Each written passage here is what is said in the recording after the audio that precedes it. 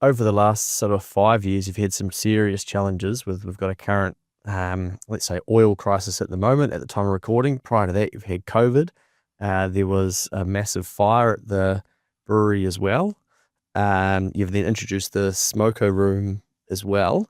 And then you've got overarching all of that, you've got probably a decline in alcohol's sexiness and people drinking it. So I think there's multiple different chapters in there. But can we dig into the fire piece? Is that 2019? That was, October 2019. So you're probably just getting traction at that new site that you've gone into in 2016 and like starting to really scale up. Yeah. And what happens? We were cranking then, and we'd open the on-site, the smoker room, which is the name of the on-site restaurant, and everything was going real good. The market was growing real fast, so we were growing faster than the market, and everything was great. And then we get this knock on the door at 1 a.m. It was one of our staff because they couldn't get hold of us. And the brewery's on fire. So, Kirsten and I like, shit, here we go. So we jump in the car and come there, and you come around the corner and there's bloody flames, and there's 7 or 8 fire appliances and the ladder truck and everything else, and there's guys above the roof. And she was, so we're like, oh God. So, we poked our nose and it was a bit of a shambles. A bit of a shambles. The whole thing's on fire. Yeah. But, that's why you have insurance. I guess it was, we just got stuck into things real quick afterwards. We didn't really, dwell on it. We just got stuff happening. What was important to us is that we looked after our customers. So 2 days after the fire, we made our first, we were already making beer at other breweries. I think we made beer over the year of rebuilding at 15 different breweries, which is also awesome. These, all these guys in your industry, your competitors ringing to offer you the opportunity to contract brew. They got empty tanks or whatever, and then we made a lot of beer there's another couple of big contract breweries that we could keep going. So we keep growing over that period with our wholesale. There was probably a bit of sympathy purchasing too. So, maybe it was good for us from that point of view. How did the fire start?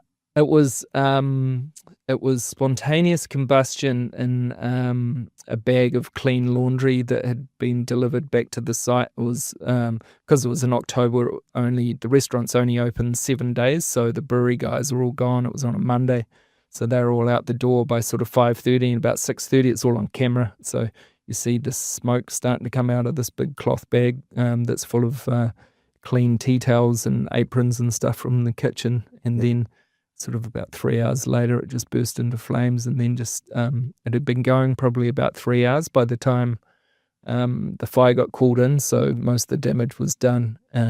So all the sort of one end of the building where all the where they've got this beautiful timber lined building, all with Stormfeld South Island Beach, and that had sort of that burnt really well. And then just the smoke sort of makes a bit of a mess of everything else, so you can't really recover a lot of that. So, how long until you were back brewing there? We were making, so the fire was in October. We were making beer again by September once we got the factory, but we had the smoko room open again in July. Wow.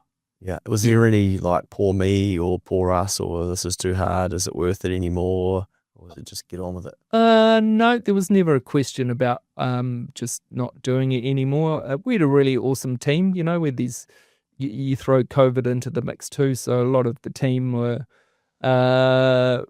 quite stressed anyway. Lots of people were quite stressed when we had that first lockdown. So, being a beverage manufacturer, we're an essential service.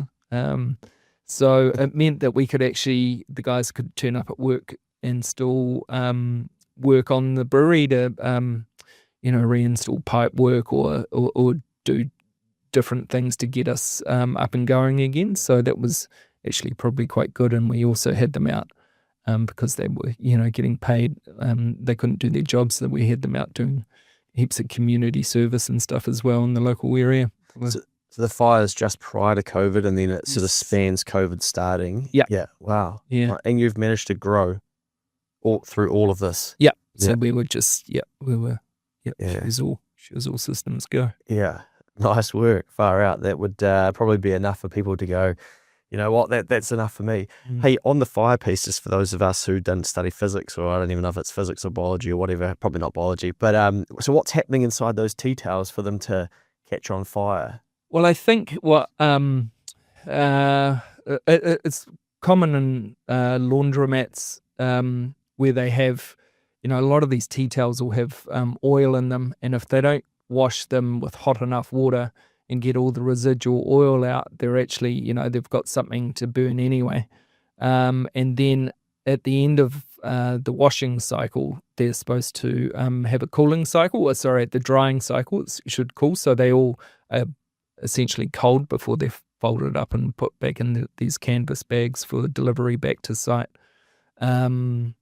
So it's kind of like the same thing when you know, if anyone who's played cricket out there, you get told if you've put linseed oil on your cricket bat, never throw that rag in the rubbish, because I think under the right humidity and a little bit of heat, it doesn't take much heat for that oil to then combust and burst into flames. Gotcha. Okay, far out. We learn something every day. That's right.